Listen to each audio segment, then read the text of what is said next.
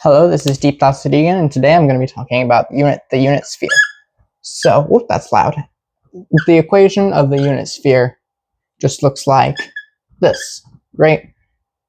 That's supposed to be a z. It looked like a weird 2. And when we're looking at this unit sphere, we can have an x, a y, and a z. But what if we want to find a single point on there? There's two ways that we can do that. I mean, I'm sure there's more, but I have two ways to do that.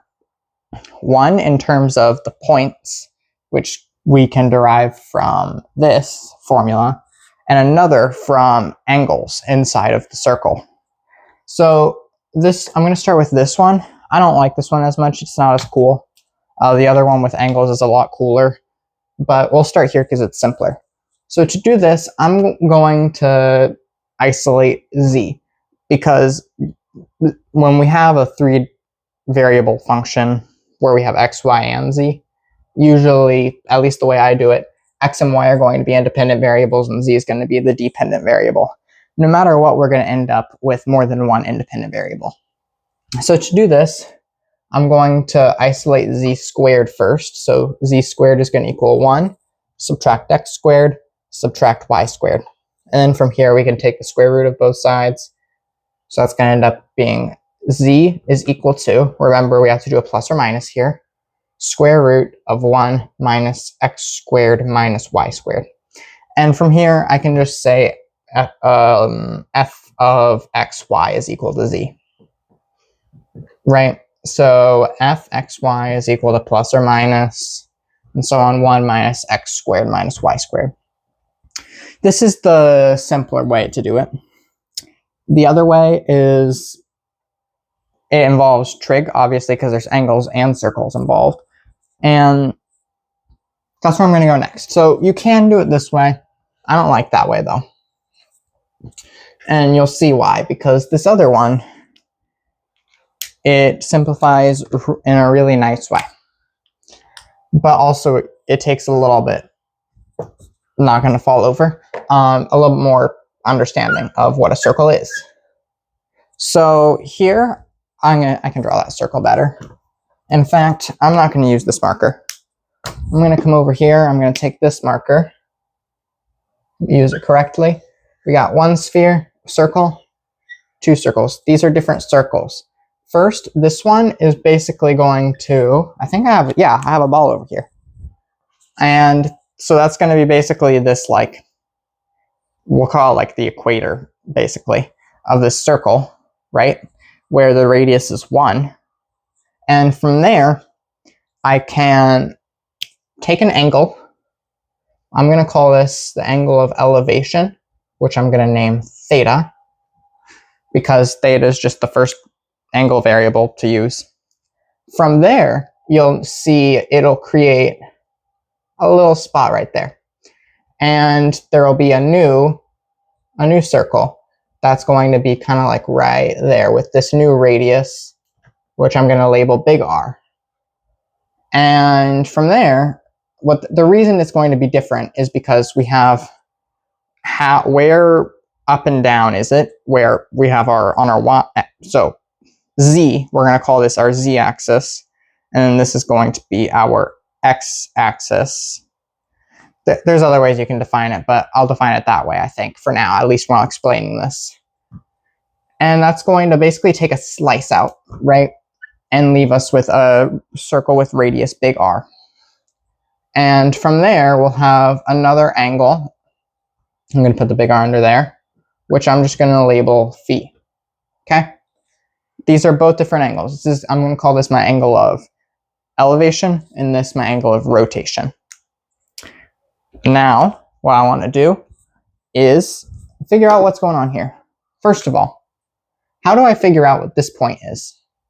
If I'm going to say this way on this circle is going to be my x-axis, and this right here is going to be my, I'll say my z-axis. Right here on this one is still going to be my x-axis, but right here is going to be my y-axis. Okay? Now these are in different ones. So this is all on the same sphere on the Cartesian plane, which is just three-dimensional coordinates. So we got our z, x, and y, right? That's just what we call a Cartesian coordinate system. It's not really important what it's called, but we have our parameters all here. We can figure that out. So from here, what we're going to do is we're going to first find this point from x and z. Now, this function should take x, y, and z, and I'm going to map it onto something else. What I'm going to do is I'm going to actually turn it into a complex number, but I'm also going to add something to that. And to do that, what we have is we have a real part, an imaginary part, but I'm also going to add some cj. J just is the next one. And that can refer to all sorts of things, but it doesn't really matter right now, because what I want to say is x maps onto a, b maps onto y, and c maps onto z. Okay? What j means, it could mean almost anything, right? Just like I could be the square root of 1, j could be 1 over 0, it could be 0 to the 0, it could be infinite, well, 1 over infinity, or like epsilon or something like that. It doesn't really matter. But now I have this, I can turn this into a function. And the way I'm going to do that is first, my x is going to map onto that point. We have our angle theta right here. And to find this point on the z-axis, first, I guess I'll start with the z-axis. We see that this is going up. So we're going to take the sine of theta, because the sine is just going to be the vertical portion of it. So z, or actually I'm going to use this notation, c is equal to sine theta. Okay, now what about our r, our big R, our second radius, is going to be equal to the cosine, because it's this part, the horizontal part that's on here. So that's going to be equal to the cosine of theta. Okay, and then now over here, what we're looking at is very similar. We have A and B. Now, here, our A is going to be the x-axis right there, and we just know that's going to be equal to R, because or actually cosine phi. I'll say that's equal to cosine phi, because what we're actually looking at is this. That was a mistake. We're looking at that point right there. So A is going to be this x right here. Oh, yeah, this is a B. I was very confused. I thought that was the same thing. B is going to be this vertical part. And to do that, just like we did over here, we're looking at that being sine phi. However, I forgot something, and I'm going to make myself a little bit more space over here. A equals and B equals. Now, this is not a unit circle, so we have to multiply by the radius. Technically, over here, we're multiplying by the radius also, but the radius is equal to 1, so it just disappears pretty much. So now we got all of this, we can simplify down a little bit. And I'm going to put it into this form where we have A is R cosine theta, and R is equal to cosine theta. Sorry. A is equal to R cosine phi.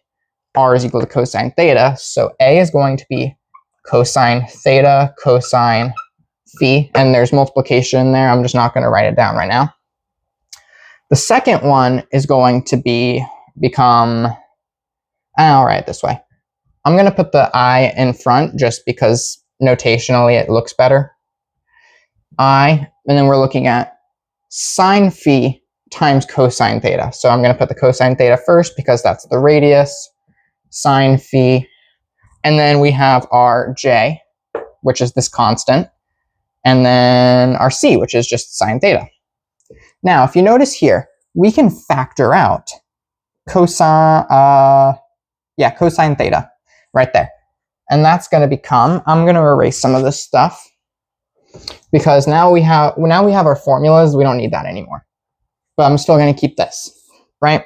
So what this is going to become is what I'm doing is I'm taking out cosine theta, and we're leaving in cosine phi plus I sine phi. And you might notice there's something we can do with that, but I'll get to that in a second.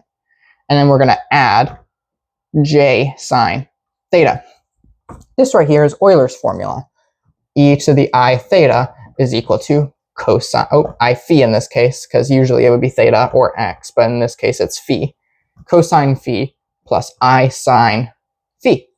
So we can plug that back in, and we'll end up with, we'll just say this is e to the I theta. I'm just going to move that to the front because I like it there. E to the I phi, I keep writing theta, cosine phi plus j sine theta. So when I have that angle of elevation and rotation, I can define that point on the coordinate plane, or my like made up complex plane that has an imaginary value, I guess you could say. I can say this is equal to e to the I phi cosine theta plus j sine theta. And I think that's pretty cool. It just simplifies so nicely. And, you know, working through these things, well, first of all, I tried to like use all my trig identities, my special ones, to make it better, and it made it like 50 times worse. So just go simple. Just like look at it, see what can I notice in here, what can I factor, cancel, what can I like do trig substitution for. That's very helpful. But so we have this one, and then that other formula I'll write in this almost identical color. We on f of xy is equal to the square plus or minus square root of 1 minus x squared minus y squared. So both of these actually mean the same thing. It's just in terms of different parameters. And when you have multiple variables, you can do that. Depending on the situation, you can define things in different ways. But that's going to be in this video. This was Deep Thoughts with Egan, and I'll see you next time.